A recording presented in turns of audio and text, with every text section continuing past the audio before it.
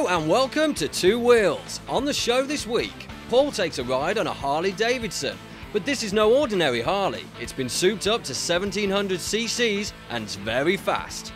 Wayne takes a normal road rider to a trial school to be taught by our world champion, Dougie Lampkin. We catch up with Tech Talk from Uncle Jeff, and Paul meets up with another member of the Street Fighter Owners Club. Harley Davidson, you either love them or you hate them. Personally, I can sort of take them or leave them really, and I've made no secret of it in the past that I'm not the world's biggest Harley Davidson fan. The only reason really is that the bikes themselves don't suit my particular purpose. I like bikes that handle very sharply and have got really good sharp brakes, and most of all I like performance machines, and it's fair to say that Harley Davidson can't hold a candle to the Japanese sports bikes of today when it comes to performance. But the lads here at Big Rock Harley in Nottingham assure me that they've got one that really does perform.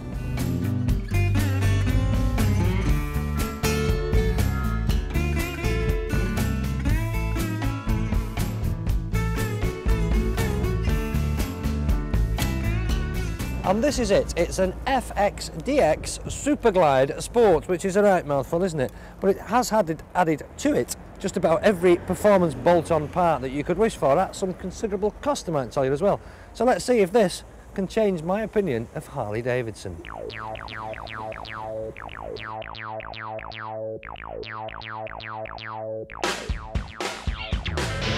So what have we here? A Harley that really goes? Well, actually, yes. And boy, does it go! Whack the throttle open and it's like being smacked up the backside by a juggernaut. It's very addictive. Forget all those stereotypical statements about Harleys being slow with poor brakes. This souped up Superglide is all about acceleration. Yes, it shakes about a bit and you need to show it who's boss, but it's definitely different for a Harley. And if you think it vibrates when you're on it, well, you should see it when it's stood still. That reminds me of a lady I once met in Amsterdam, but that's another story, we don't want to go there. Let's just turn the damn thing off. Right, there we go, we're nice and quiet now. Right, you want to know about the... No, I'm only joking, it's not that bad. You want to know what they've done to this, because it is now a fast Harley Davidson, this. It pulls like the clappers. Away from the lights, it's great. You can beat most sports bikes up to about 60 or 70 miles an hour. Really, very impressive. Well, it's called a stroker kit. That's what they fitted to this.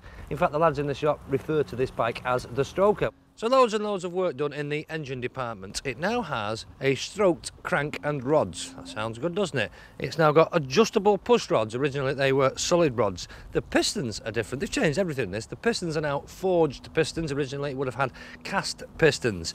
Carburettor is different. This bike originally had a 40mm Kine carburettor. That there now is a 45mm Mikuni carburettor. And sticking out the side of that, you can't miss that, can you? Especially when it shakes about when it's running. Whacking big K&N filter there to help the whole thing breathe a bit better, or breathe more easily. Cylinder heads are different. Look at the size of these now. Big Screaming Eagle cylinder heads. In fact, this engine started life as a 1450cc motor. That was the stock motor. This now, believe it or not, is 1700ccs, 1.7 litres, so as big, in fact bigger than some family cars, which is incredible really, isn't it?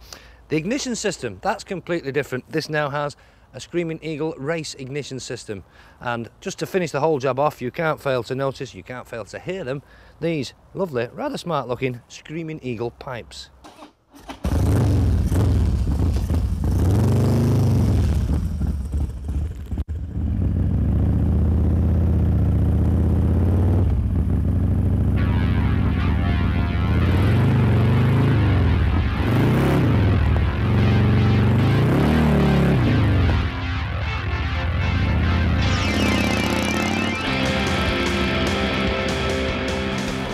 You know, I'm really enjoying this. It's a bloody fast bike. In fact, the lads who put it together tell me that it's actually done the quarter mile in 11 seconds, and that's faster than many of your so-called performance bikes. So what's the point, you say?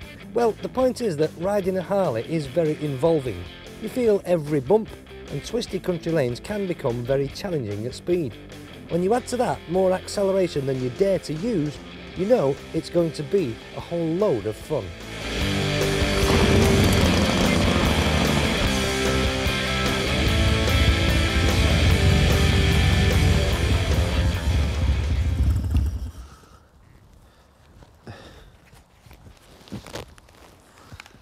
Well, is it all worth it, all this work, all this engineering work and mechanical work? Well, I suppose the only thing that proves whether it's worth it or not is figures. So let me give you some figures. The stock bike, you go and buy this as a stock machine out of a showroom, I can tell you that it will produce 59 brake horsepower and 70 foot-pounds of torque. They've done all this work on it. This now produces 117 foot-pounds of torque, and they're claiming 108 brake horsepower. So they've near enough doubled the power of it, which is very impressive, and you really do feel it. It is now a fast bike. Not top end, but fast off the mark. Really pulls your arms out the sockets. It's good fun to ride. 14,000 quid this would cost you now. What else could you buy for 14,000 quid? Well, you could probably buy a nearly new Fireblade and a nearly new R1. So is it worth it? Well, dyed-in-the-wool Harley-Davidson fans will probably say, yes, absolutely, every penny. Me, as a regular sports bike rider, I think I'm still to be convinced.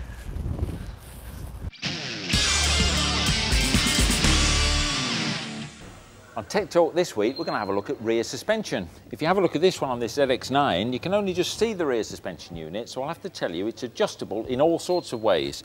Luckily for you, I've already got one removed, and I'll show you what you can do. Right, well that's better. We can now see what we're doing. There's the shock absorber then.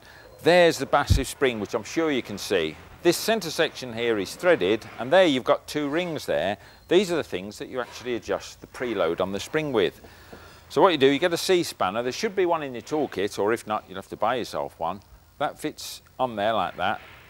Unscrew that one, which is purely the locking ring, and that allows this bottom one to turn. And then if you want more preload on the bottom one, pull it up, compress the spring, tighten that one up. So that adjusts your preload on the spring.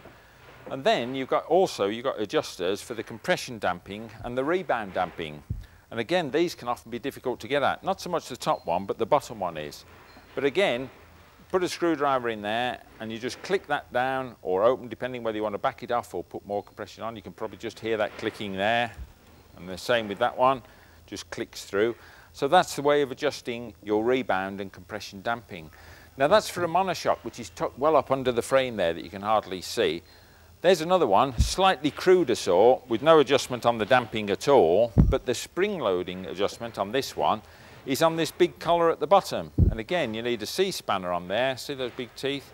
Put that in there. This fits better there. Then you crank that round and it moves on these cams. So you can at least adjust the preload for carrying a pillion passenger.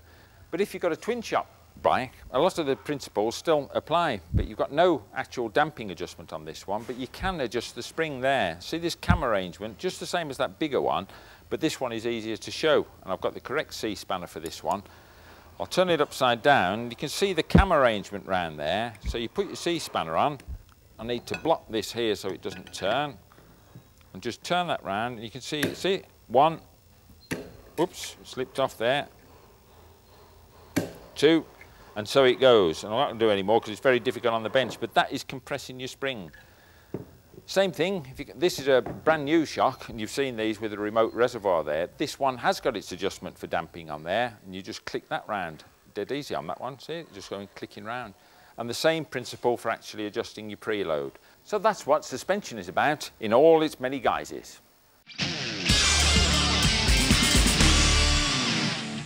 Working on two wheels, we get the chance to travel all over the world. And that gives us the chance to meet you people, the bikers. Many of the people that we meet at the shows are lady bikers. And you all say the same thing. You say we don't do enough for you lady bikers. So here's your chance to get involved. Write to us at this address. It's Two Wheels Men and Motors, Granada TV, Key Street, Manchester, M60 9EA. Or alternatively, you can send us an email. Here's the address, twowheels@granadamedia.com. This is a chance for you lady bikers to get involved with this show. Tell us what you ride, tell us what's good and bad in the world of biking. And if we're very impressed, we might just invite you out to spend the day with us, come and do a test ride. I might even let you have a ride on my bike.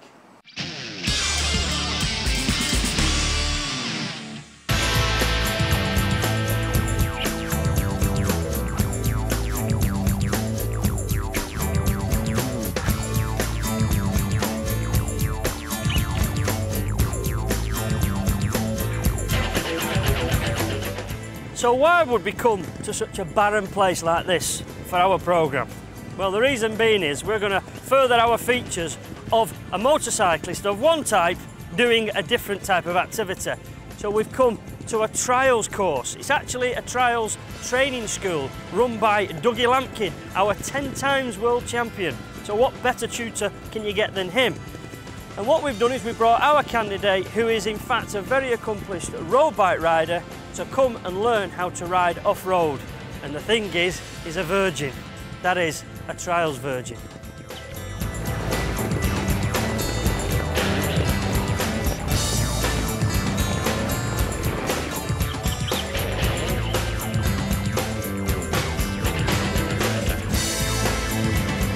So this is our candidate, a road bike rider for many a year and now having a dabble at trials. This is Dave Draper. Now then, Dave, I know that you have in fact been riding bikes for a long, long time because you've done a bit of courier work. So give us a bit of a rundown of your motorcycle career. Started riding with 16, all road stuff. Ended up couriering for a living for about 10 years, avoiding being killed by all the idiots.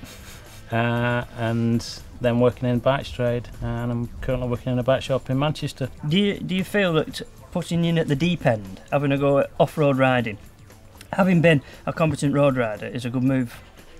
It is a good move. It might not be a good move at the minute. It's only 5 weeks off my wedding, but so as long as I get through this, I'll be all right. I'll still be getting married. We'll just have to keep your eye on your wedding tattle, won't we? We'll have to wear some protective gear. You've got all the gear and everything, and we've organised a very, very good bike, a very able bike. And not meaning to put pressure on you, we've actually organised the best tutors in the world, because we've got Martin Lampkin, father of Dougie. Now Martin's a world champion from the past. We won't mention how many years ago, like, because it was a few years ago. We've got Dougie, who's 10 times world champion. There's Jim Lampkin, he's a British champion. We've got Jake Miller with us, who's done everything there is in the way of trials, endurance, you name it, he's done it. Between them, I would say the best tutors in the world. So, with that sort of pressure, I need to ask this question. How do you think you're going to get on? I don't know, I'll see how I go.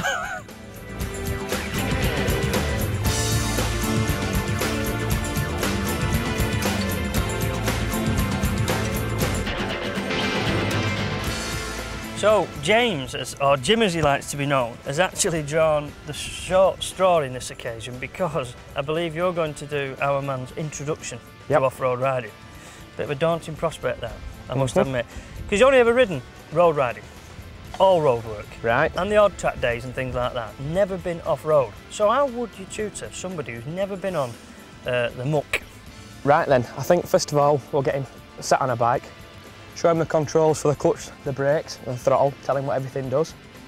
Now I think we'll just put him on a straight bit of track like this, just to assess how good he is at turning and going straight before we're putting him on any sort of obstacle at all. So you get an idea of his abilities before you set him out? Yeah, on we don't want to set him up against going up big hills and stuff if he can't go up. I think you should get him over 6-foot rocks and things like that. We're going to have some falling.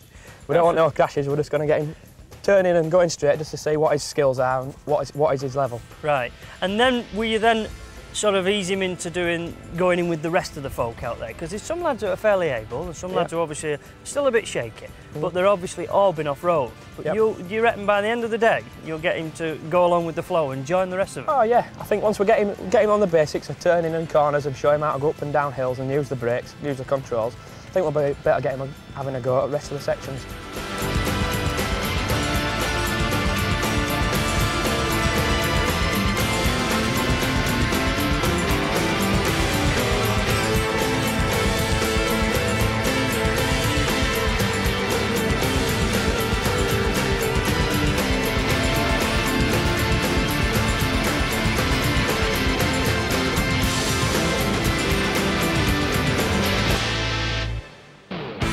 After the break on Two Wheels, we catch up with Dave at the trial school and Paul chats to the owner of a very special street fighter.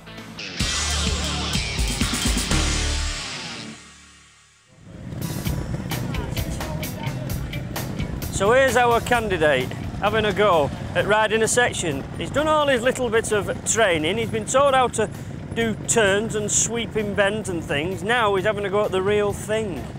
And he's not doing a bad job of it, considering this lad has never been off-road before.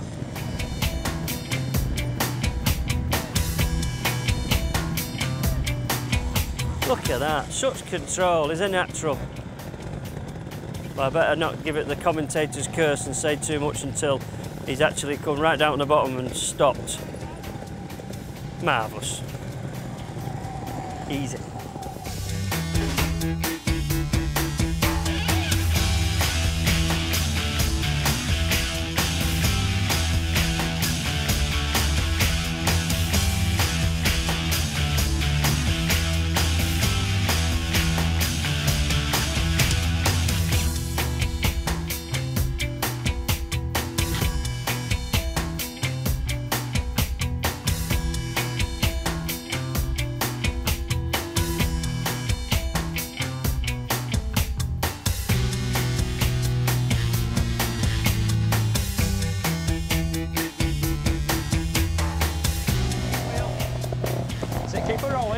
You might notice that there's some flags on the floor here. It's not because they've been knocked over. Jim's going to lay them down so the lads know where to put the wheel, because it's advantageous obviously to make a nice sweep, make the job easy. You'll also notice at the top, when they do get to the top of the hill, he's going to point out where he wants them to put the front wheel, just to help make life easy for them, just to help them. Front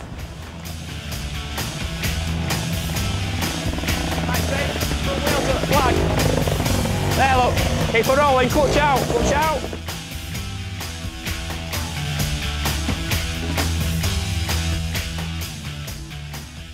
You will notice that some of the lads that weren't quite as good as the better boys have been going straight up, which is all fair, because it's quite difficult, but our boy thinks he's clever, and he's going for the hard stuff up here.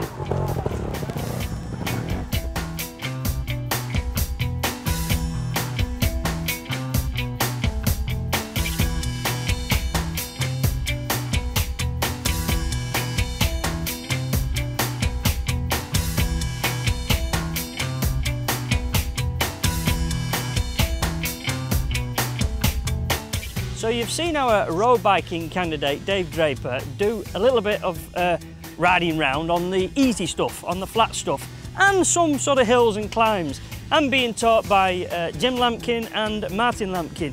Well, next time you see him, he's going to be taught by Jake Miller and Dougie Lampkin himself. Things are definitely going to hot up.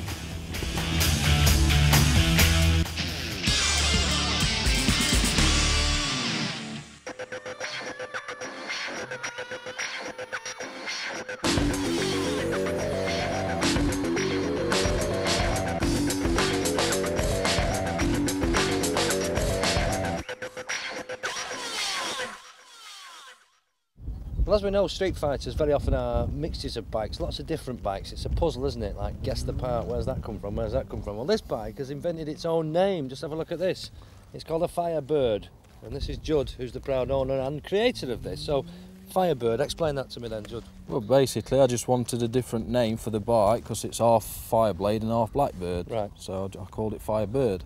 Right, okay. So the motor is Blackbird. It's a Blackbird Blackbird motor. Yeah.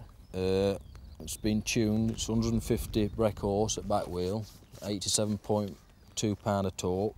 Right. Fireblade tank.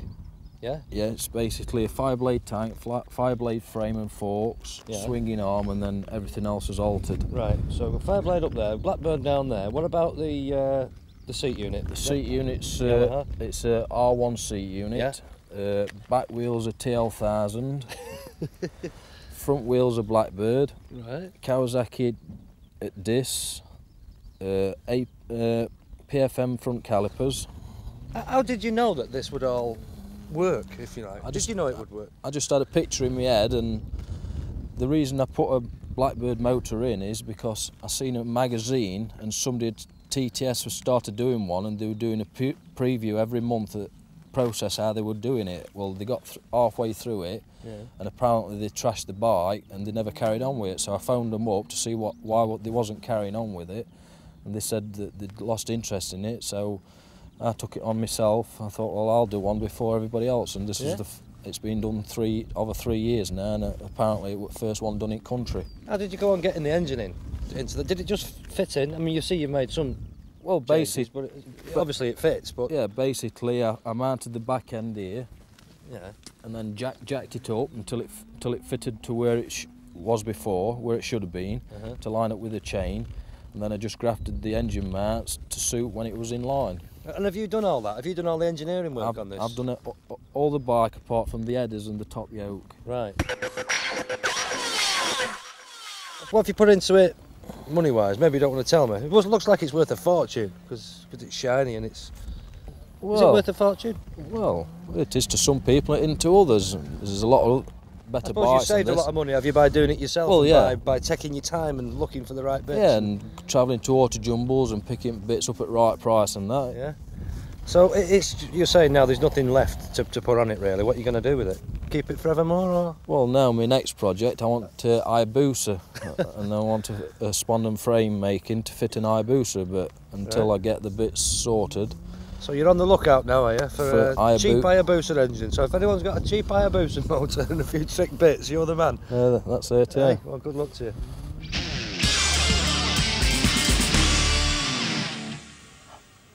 You've caught me doing some work. Yes, proper work for a change. Reading and writing, with the aid of a computer that can spell. I'm doing research for next year's programmes, but I suppose you're more interested in what's going on next week. Well, I can tell you, I've got it all written down here. Our Uncle Jeff, well, he's out on a fancy sports tourer, that's the Ducati ST4. And we're also talking to a guy who's grafted 2 very powerful motorcycle engines into a sports car. Aye, that'll be exciting. Unfortunately, I didn't get a chance to drive it. But first of all, I want to wish you all, that's from myself, Uncle Jeff and Paul and the whole of the Two Wheels crew, a very, very Merry Christmas. And I presume that my present's in the post.